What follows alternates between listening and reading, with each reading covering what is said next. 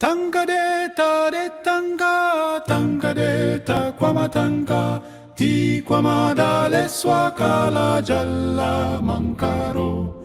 Dela nyunkwa fe kama te ti ti, bimena cheru uluba te ti ti. Dela nyunkwa fe kama te ti ti.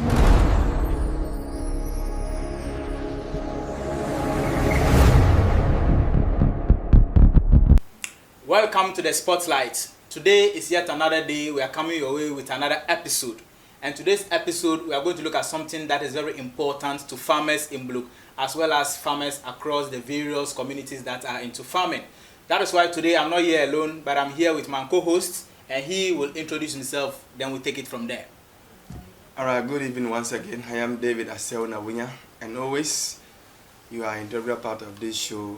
We encourage that you give us your comment and everything that you also think about this show and the discussion or the topic we are going to come your way with. So your comments are welcome, your reactions are welcome. In fact, do well to follow us, do well to like, do well to comment, and do well to go to YouTube and subscribe to our channel so that we will continue to be producing good content for your consumption.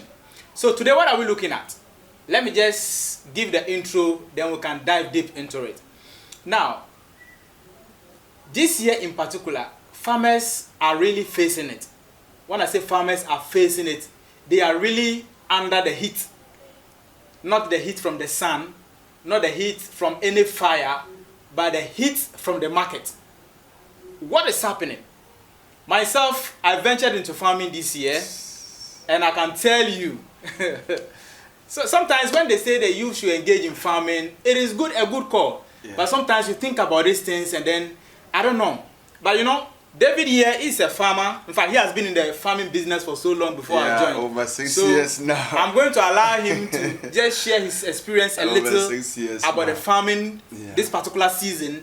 Then we can now talk further. So David, tell us more about the farm activities and this year in particular. How is it affecting you people? I think I started farming when I was at GSS, but that one was just something small. Until 6 years ago, I entered into the farming as a rice farmer.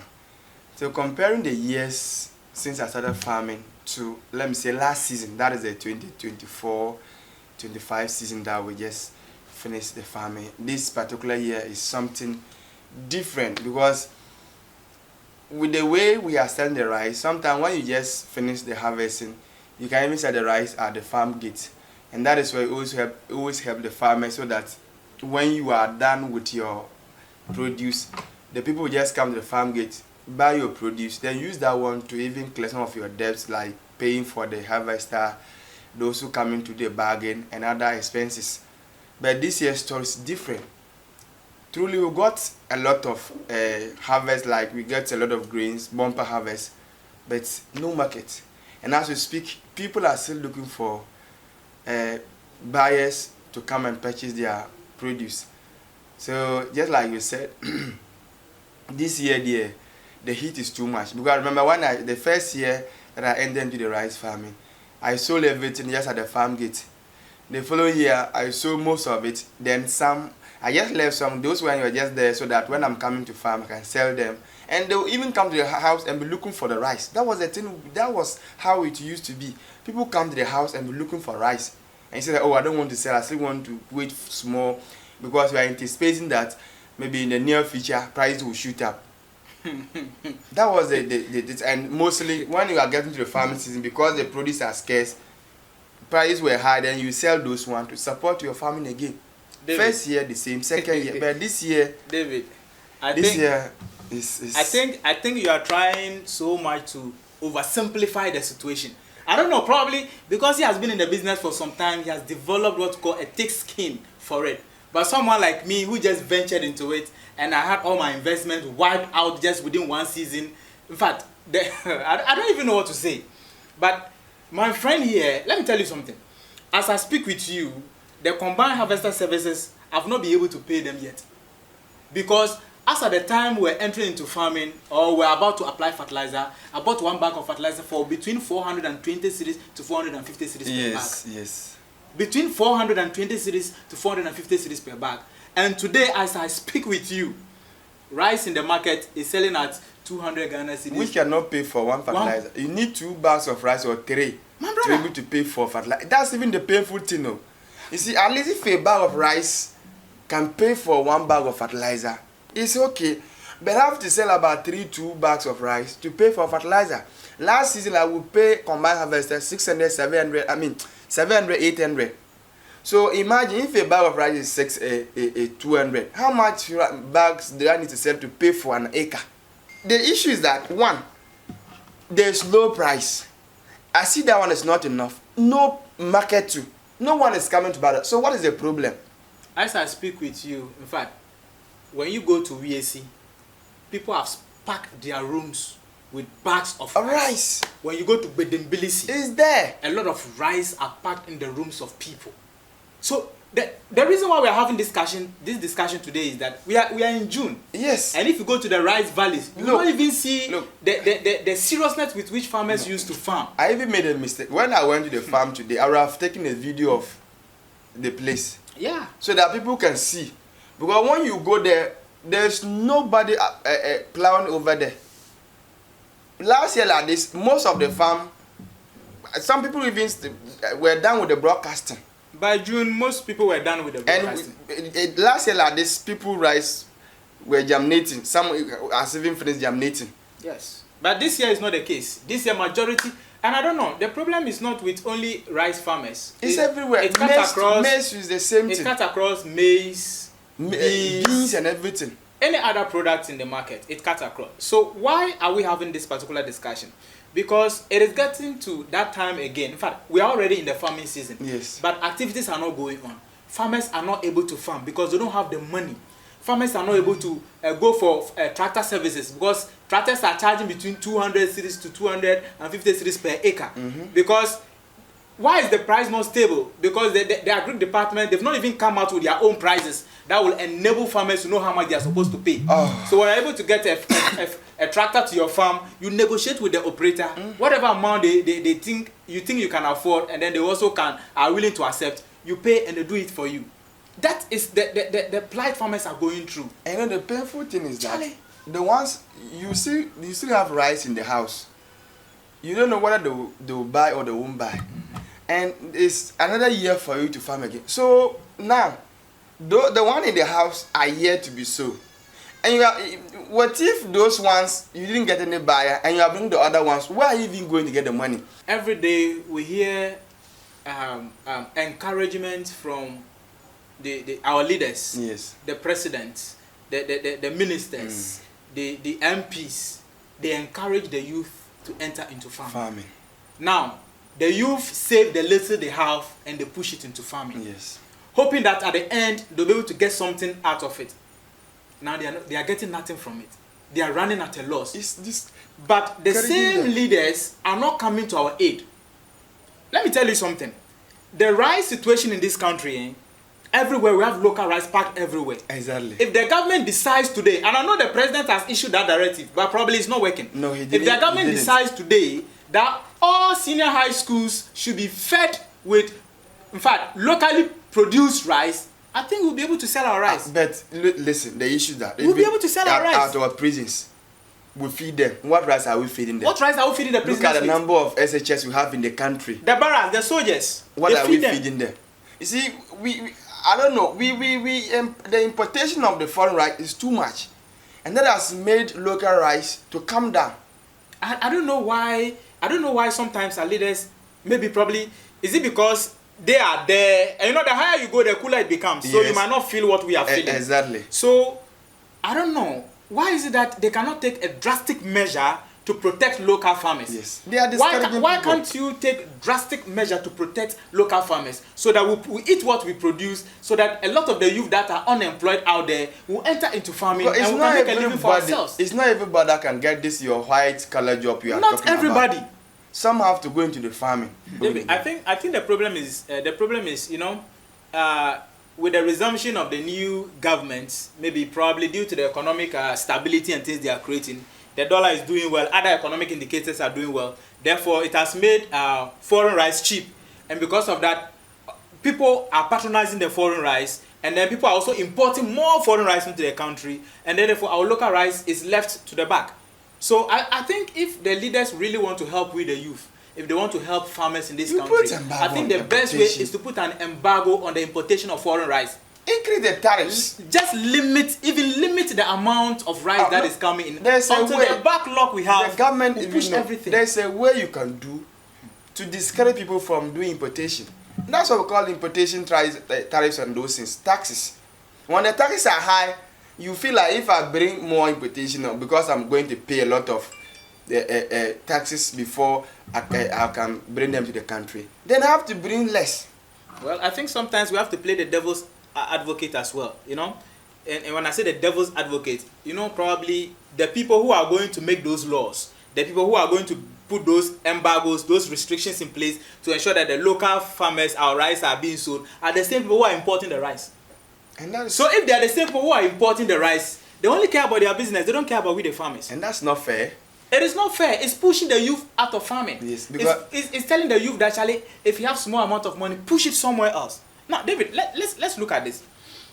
Now that we are talking about this, it's affecting you, it's affecting me. Serious one. In your own way and your own distance. I mean, what do you think the government is failing to do? Look, it's just simple. The laws are there, but the government is not using the laws.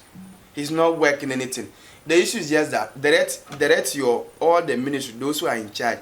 Look, Ministry of Education, ensure that all the food that is coming to our SHS is from the local produced rice products.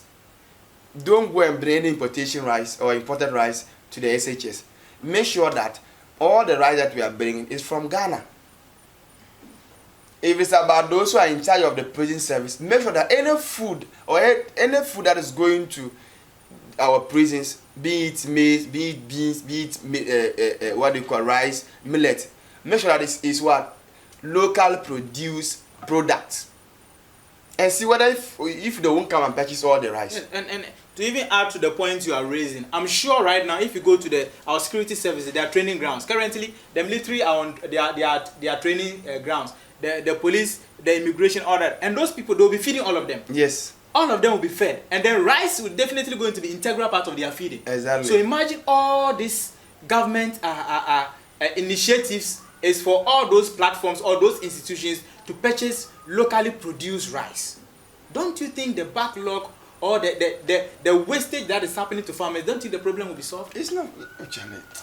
So, look, David, this year, what are farmers going to do? Most of them will not farm. That's the honest truth. What are farmers going to do? Most of them will not farm.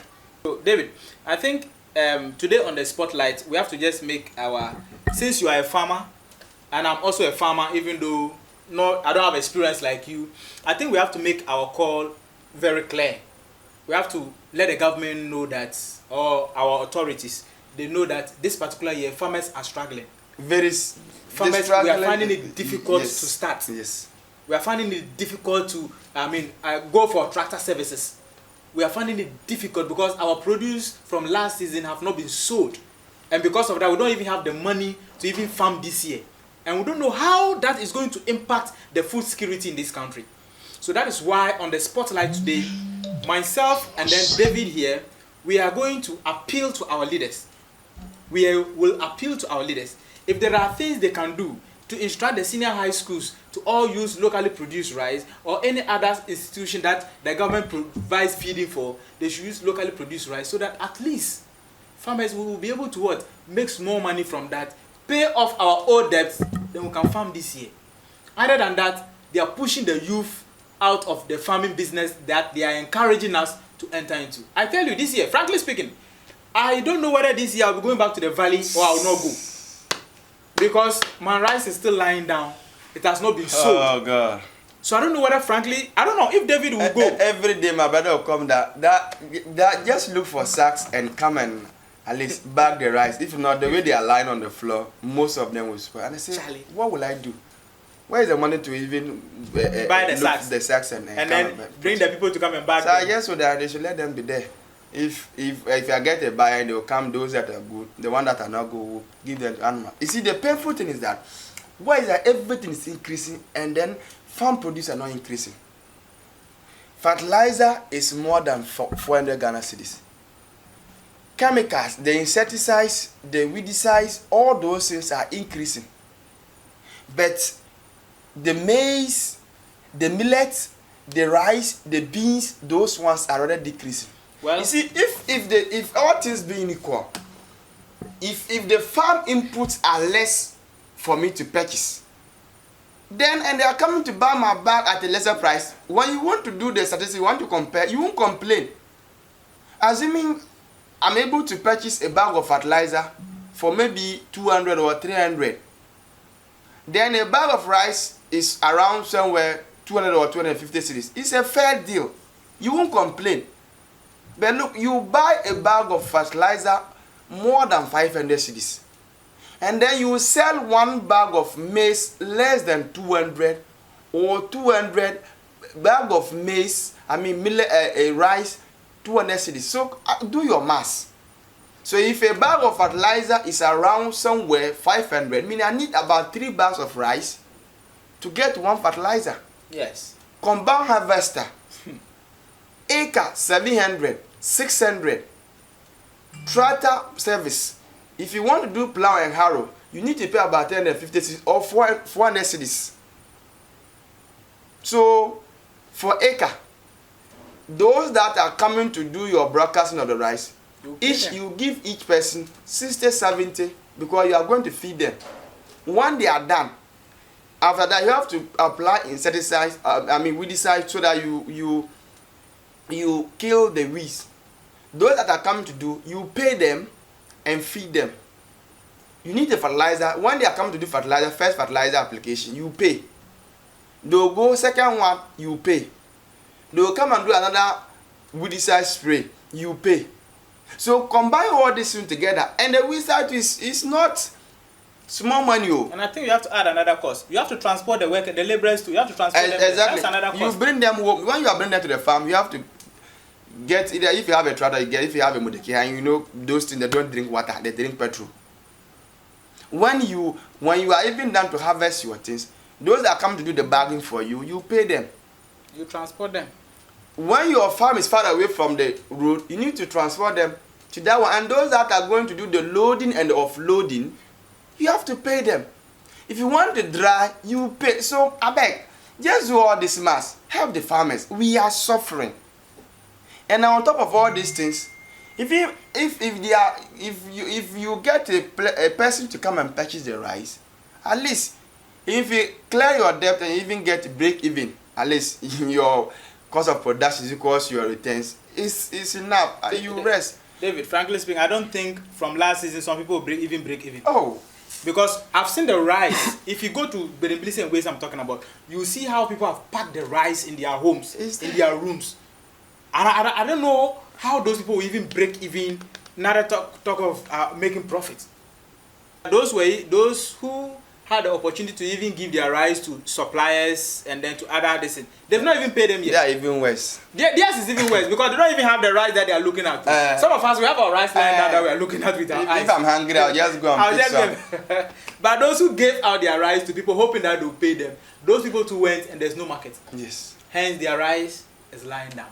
Because it's affecting us, it's like we are spending so much time on it. Let's just try to bring it to an end. So before we bring the spotlight, in fact this edition of the spotlight to an end, let me just pick some few words from you about, in brief, what do you think should be done for farmers so that this year we will be able to farm? I think it's just simple.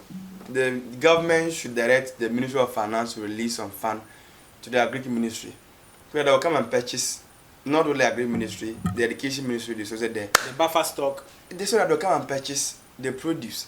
Look, our SHS, they use maize for their banku, TZ, and even the porridge. They use millet for porridge and TZ. They use like I said that they eat. Almost everything. Rice, yes. 4 times a week. So imagine, even in Upper East alone, if you are going to supply rice to the schools in Upper East alone, imagine the number of bags that will be released to them. So some farmers have led the government at least they should put embargo on importation of rice for at least 6 months so that they can purchase the local rice. They should listen to them. Government should really come to the aid of farmers. If not this year, if they don't take time, there will be shortage of food next year coming. All right. So because if you don't farm, there will be shortage of food, and then we'll go back to where we were. All right. So you see, the reason why we are speaking so passionately about this particular issue is that because it's affecting us as farmers, as young farmers who are venturing into the business. It's affecting us. And like David here said, the government should try as much as possible, if there's even the need, to put an embargo on importation of foreign rice so that we can have the local rice go out so that the farmers can make money to farm. I think that would be a very good way to help us. Our people, listeners, and then our followers, this is the spotlight. And then today's issue is about farmers and what we are going through. As we heard from David, he spoke so passionately about the plight farmers are going through. The two of us are farmers and we've experienced it. We know what we're talking about. And we are saying if the government does not come to our aid this year, some of us are likely not to venture into farming because our capital is locked down. The small monies we invested are locked down and there is nothing we can do about it. That is why today on the Spotlight, we dedicated this minute to speak about the plight of farmers. The plight of farmers. David, any last words? You know, one thing that our leader needs to know is that you can't employ everybody. That is the thing. You can't employ everybody. So if somebody is also doing something, look, when you are farming, with the small that I'm farming, I'm employing people. Because somebody will come and bag my rice, I'll pay that person. Somebody will come and do fertilizer application, I'll pay. That's about employment I'm giving to this. Even if it's something small, the person will go home and do something. So you can't employ everybody. So if the people are also trying their best to employ themselves, at least encourage them. President, encourage them. Minister of Finance, encourage them. Minister of Agriculture.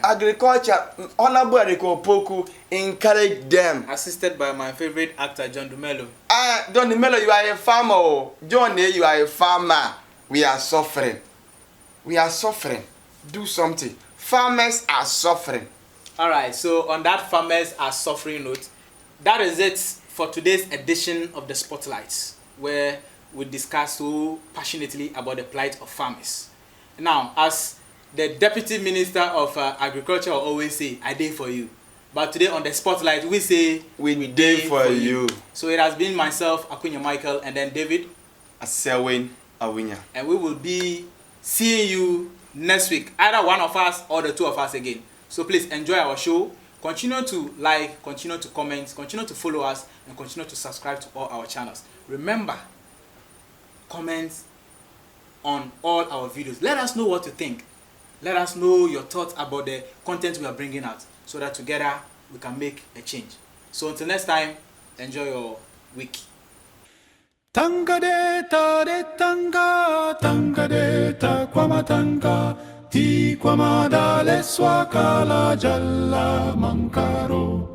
Della nyunkwa fe kama te ti eyeti, bimena cheru uluma te ti eyeti. Della nyunkwa fe kama te ti eyeti, bimena cheru ulumo atom ti mangsa, bimena cheru ulumyo atetenye yeti. Timena cherulumo atom tinangsa, timena cherulumyo atetenye yeti.